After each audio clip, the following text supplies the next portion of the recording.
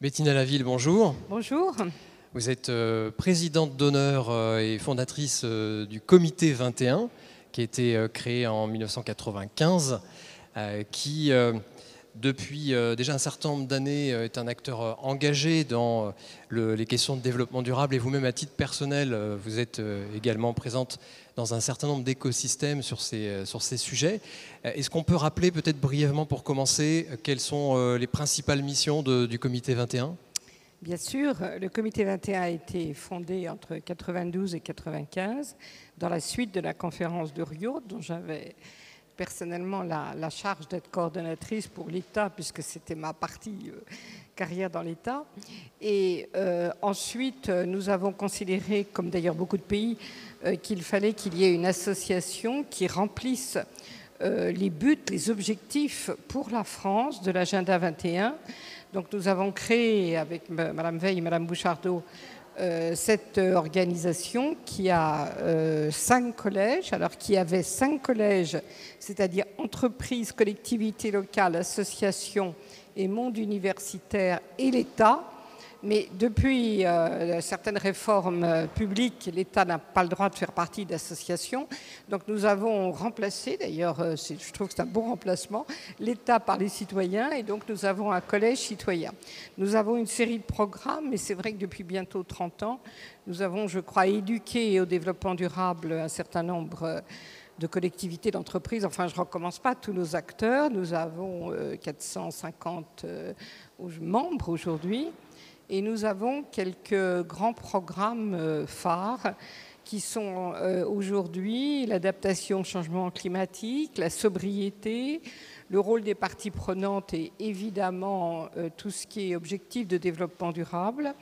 Et aussi, nous travaillons sur les territoires. Nous sommes la première association à avoir mêlé territoires et entreprises, etc., avec une antenne qui, elle aussi, a 15 ans maintenant, qui est une antenne dans les Pays de Loire, et nous sommes en train d'ouvrir un certain nombre d'autres antennes.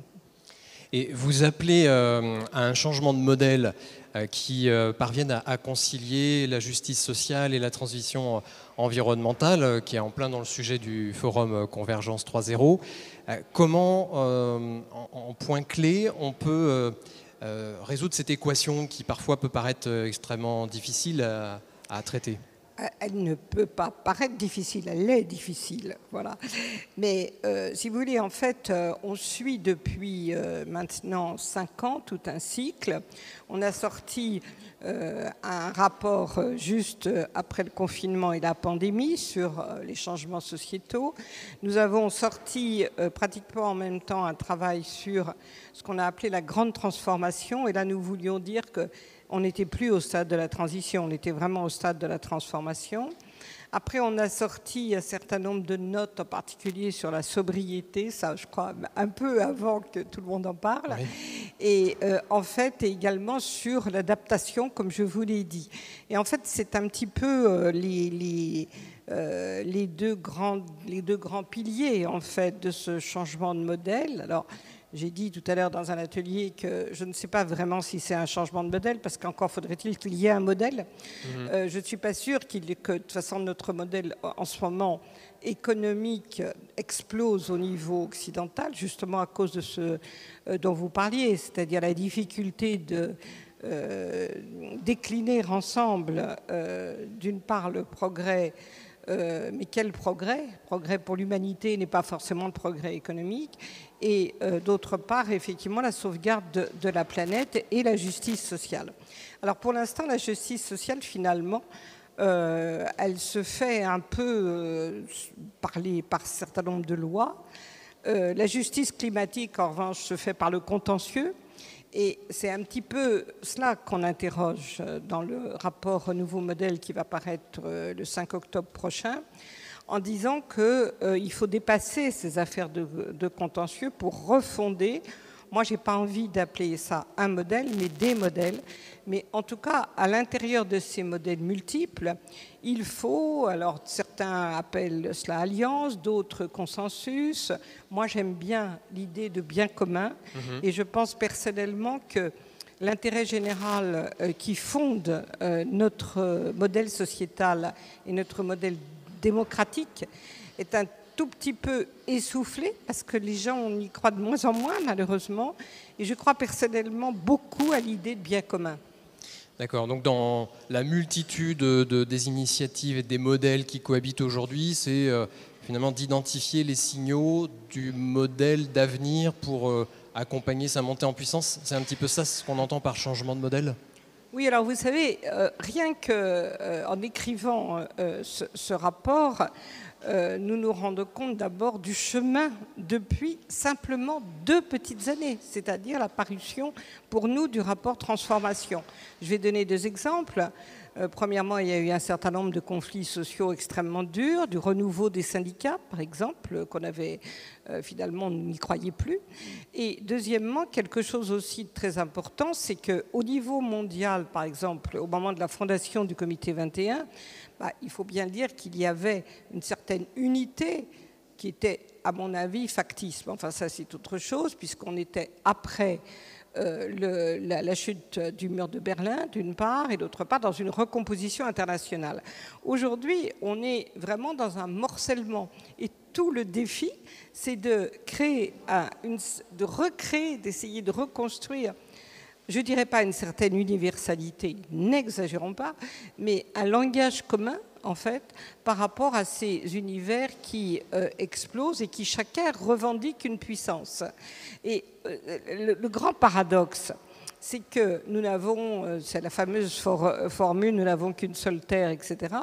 Nous n'avons qu'une seule terre, sauf finalement, beaucoup de gens veulent se l'approprier, je dirais la cultiver, épuiser ses ressources de façon tout à fait différente. Et c'est vraiment ça le grand problème. Et je pense qu'à partir justement de cette société civile, et le Comité 21 est vraiment le comité de la société civile, avec tous ses acteurs et ses parties prenantes, on doit repartir à la base pour essayer finalement de rendre attractif ce modèle qui, en 92, se promettait d'agir du global au local et du local au global. Oui. Et les entreprises, par rapport au rôle qu'elles peuvent jouer, parce qu'elles sont très nombreuses aujourd'hui à s'emparer de la question de changement de modèle. On voit la Convention des entreprises pour le climat, le Grand Défi, bien d'autres initiatives. Pour les entreprises qui nous écoutent, quelles seraient les clés de succès ou le point que vous aimeriez mettre en avant dans le rôle qu'elles peuvent jouer ? Alors, moi, je pense qu'il y a un point dont on ne parle pas assez, ça va être un axe de notre proposition, c'est la reconnaissance et la conscience de la fragilité. Ça, je trouve ça extrêmement important. Fragilité, je dirais, matérielle, fragilité dans le temps. Et ça, c'est tout à fait important. Alors, ça a l'air d'être une définition négative. Non, ce n'est pas une définition négative parce qu'il y a aussi une volonté d'engagement. Et aujourd'hui, on reconnaît enfin que la volonté d'engagement, elle ne vient pas simplement, et c'était beaucoup le défaut, pas du Grand Défi, mais de la Convention citoyenne, elle vient véritablement des salariés, parce que les salariés sont les citoyens, si vous voulez. On n'est pas morcelé chacun, on a chacun, je veux dire... voilà, moi je suis intervenante quand j'interviens avec vous, je vais être citoyenne ou bien voyageuse quand je prends le métro, etc. Et tout le monde est comme ça. Bon. Donc ça, si vous voulez, le lien entre les salariés qui, dans leur vie de citoyen, se rendent compte des contradictions et veulent changer finalement, oui, de modèle de société, c'est très très important et c'est la richesse des entreprises. Par ailleurs, les entreprises sont évidemment... assujettis à un certain nombre d'obligations, et là, il doit y avoir, comment dirais-je, des contrôles pour être certaines, malgré la difficulté d'ailleurs, qu'elles les respectent. Et ça, aujourd'hui, la fonction de vigilance, avec le devoir de vigilance, a beaucoup progressé, mais n'est peut-être pas encore suffisante. Et d'autre part, pour les petites et moyennes entreprises qui, en particulier, vont être atteintes par la directive CSRD dans 3 ans, eh bien là, il y a un univers énorme à faire et surtout un effort extraordinaire de formation, mais il y a d'immenses... comment dirais-je, bonne volonté et aussi de capacité d'avancer. Alors, pour terminer, on va rappeler les livrables que l'on pourra retrouver prochainement. Vous avez mentionné le rapport qui va sortir en fin d'année, qui est un rapport avec en octobre. Open Enfin, ça dépend ce qu'on entend par la fin d'année, mais en on octobre, y est presque voilà. en tout cas, Voilà. avec Open Diplomacy. C'est bien ça, donc on pourra le retrouver sur Non, c'est sur pas leur site. c'est pas un travail commun du tout avec Open Diplomacy. C'est dans le cadre des rencontres du développement durable organisées par Open Diplomacy que nous allons présenter ce rapport. Mais c'est un travail du comité 21 pour lequel depuis 18 mois, tous nos collèges travaillent à la fois collège par collège et ensemble. D'accord, donc à retrouver sur le site Comité 21 au mois d'octobre. Voilà. Et un livre, je crois, qui est en travaux, à apparaître pour 2025. Mais je ne sais pas du tout à quoi vous faites allusion. Donc, mais vous savez, je ne suis plus présidente. Il me semblait que vous je suis travailliez... Philippe de Sertine. Non, moi je travaille personnellement à un c'est livre qui effectivement paraîtra non pas en 2025 mais en 2024. Mais ça c'est un travail personnel en dehors du comité 21 et c'est un peu à la fois comment dirais-je, un retour un peu sur mon expérience et puis une tentative quand même d'espoir par rapport à une génération qui est dans l'éco-anxiété et à qui il faut présenter des chemins. Alors, présenter des chemins, ça fait un peu tutélaire, mais dont on doit, nous, avec l'expérience qu'on a, on doit les rendre conscients que oui, ça sera très difficile, mais qu'il y a des chemins. Très bien, donc un livre personnel à suivre dès l'année prochaine. Merci beaucoup, Bettina. Merci à vous. Et bon forum. Merci.